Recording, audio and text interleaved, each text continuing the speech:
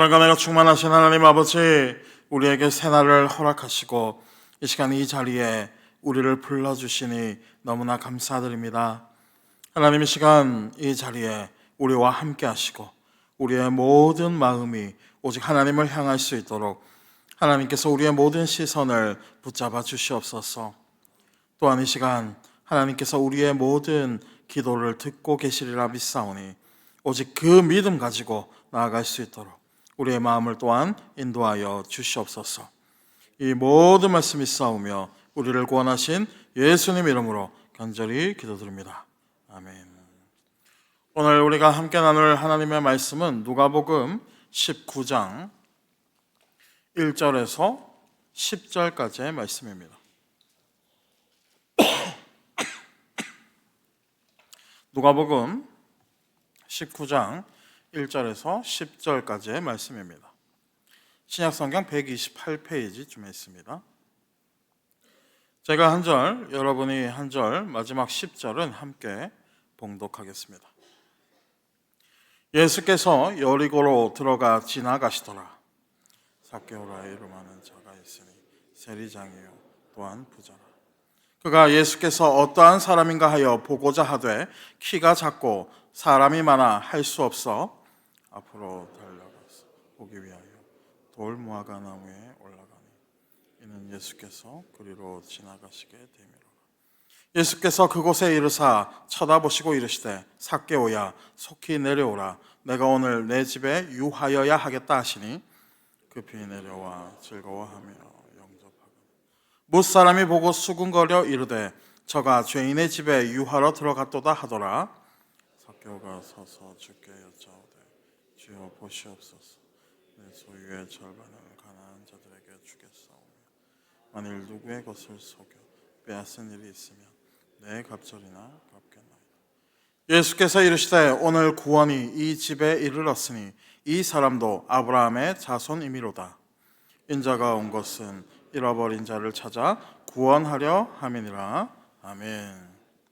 오늘 이 새벽에도 주님을 잊지 않고 이 자리에 나오신 여러분을 주님의 이름으로 축복합니다.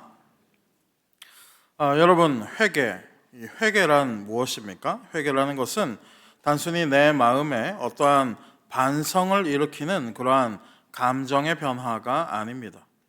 진정한 회개라는 것은 나의 모든 것을 완전히 돌이킨다라는 것입니다. 어디로 돌이킵니까? 하나님에게로 나의 모든 것을 돌이키는 것입니다.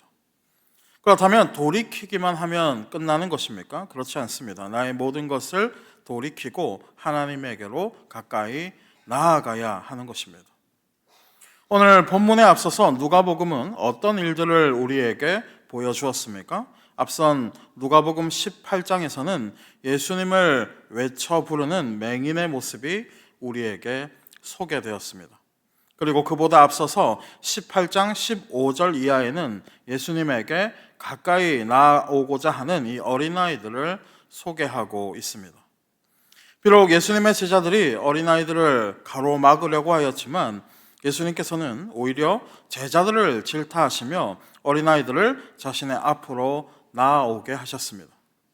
그리고 예수님께서는 아이들을 향해서 하나님의 나라와 하나님의 구원이 이들에게 임했다라고 말씀하셨습니다. 그렇다면 앞서 언급한 이 여리고성 맹인과 이 아이들의 공통점은 무엇입니까? 이들의 공통점은 바로 하나님을 진정으로 원하고 하나님께로 나아가고자 하였다는 것입니다. 다시 말해 모든 시선이 오직 하나님이신 예수님에게 향했다는 것입니다. 예수님께서는 어린아이들을 향해서 말씀하셨습니다. 하나님의 나라는 이런 자의 것이니라. 그렇다면 예수님께서는 왜 이 같은 말씀을 하신 것입니까? 그것은 바로 이 시선에 대한 말씀을 하시기 위함이었습니다. 그리고 여기에서 말하는 이 시선이라는 것은 단순히 바라보는 그런 시각적인 시선이 아니라 마음에 이 의지함이 담겨져 있는 그러한 시선을 말하고 있는 것입니다. 다시 말해 나의 모든 것을 의지하고 나의 모든 것을 드리기 위한 그러한 시선이라는 것입니다. 무슨 말입니까? 어린아이가 부모를 향해 뛰어갈 때 이 어린아이의 시선은 어떻습니까? 오직 이 부모를 향해서만 고정되어 있는 것입니다. 그리고 그 시선에는 무엇이 담겨져 있는 것입니까? 부모의 품에 가면 나에게 편안함이 찾아오고 나의 모든 것이 해결되리라는 나의 모든 것이 그 시선에 담겨져 있는 것입니다. 그렇게 어린아이들을 향해 하나님의 나라가 이런 자의 것이다 라고 예수님께서 말씀하신 것은 오직 하나님만을 바라보는 자에게, 그러니까 오직 하나님에게 모든 것을 의지하는 자에게 하나님의 나라, 즉 구원의 은혜가 임하게 된다라는 것입니다. 어제 본문에서 예수님을 향해 외쳐 부르던 이 맹인은 또한 어떻습니까? 그의 육체의 눈은 이미 보이지 않았습니다. 그렇게 그의 마음속 이 간절한 시선은 오직 예수님에게만 향해 있었던 것입니다.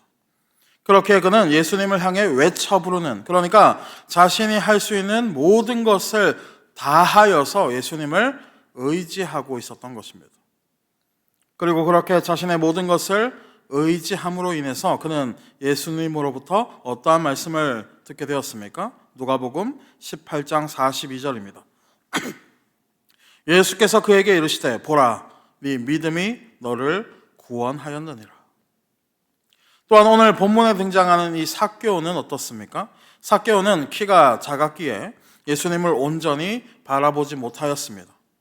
그렇게 예수님을 온전히 바라보기 위하여서 이 나무에까지 오르게 되었던 것입니다. 어떤 사람들은 말합니다. 나무에 올라가는 것이 뭐 그리 어려운 일인가? 맞습니다. 나무에 올라간다라는 것은 결코 어려운 일이 아닙니다. 하지만 모든 것을 내려놓고 오직 하나님만을 바라본다라는 것은 결코 쉬운 일이 아닌 것입니다. 예수님께서는 뭐라고 말씀하셨습니까? 부자가 하나님의 나라에 들어가는 것은 낙타가 바늘귀에 들어가는 것보다 어렵도다. 여러분, 왜 어려운 것입니까? 단순히 부자이기 때문에 그러한 것입니까?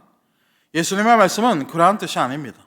다시 말해 재산의 많고 이 적음의 문제가 아닌 이 시선의 문제인 것입니다. 하나님을 바라보면 그 안에 생명이 있는 것인데 그것을 바라보지 않는 것입니다. 여러분, 광야에서의 이 이스라엘 백성들도 어떠했습니까? 이 불뱀에게 물렸을 때에 그들은 어떻게 해야 합니까? 민수기 21장 9절, 모세가 놋뱀을 만들어 장대 위에 다니 뱀에게 물린 자가 놋뱀을 쳐다본 즉 모두 살더라. 여러분, 어떻게 하면 사는 것입니까? 하나님을 의지하면 우리가 사는 것입니다. 다시 말해 우리의 모든 시선을 하나님에게 두면 우리가 생명을 얻는다는 것입니다. 반면에 여전히 어두움에 있는 사람들은 어떻습니까? 이 놋뱀을 쳐다보지 않고 그저 다른 것을 바라보는 것입니다. 누가복음 18장에서 예수님을 찾아온 이 부자관원, 이 부자관원이 예수님에게 물었습니다. 선생님이요, 내가 무엇을 하여야 영생을 얻으리이까? 그러자 예수님께서는 뭐라고 말씀하셨습니까? 네가 가진 모든 것을 팔고 나를 따르라 라고 말씀하셨습니다. 여러분, 나를 따라오라 라는 것은 어떠한 것을 의미하는 것입니까? 모든 시선을 고정하라는 것입니다. 어디에 고정합니까? 하나님이신 예수님에게만 고정하라는 것입니다. 하지만 부자관원의 시선은 어디를 향하게 되었습니까? 하나님이 아닌 여전히 다른 것을 향해 있었던 것입니다. 반면에 오늘 본문에 등장하는 이 삭개오는 어떻습니까? 먼저 그는 예수님을 잘 볼 수 있도록 나무에 올라가게 되었습니다.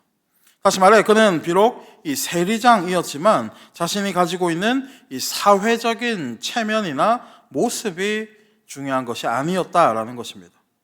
그렇다면 지금 삭개오에게 중요한 것은 무엇입니까?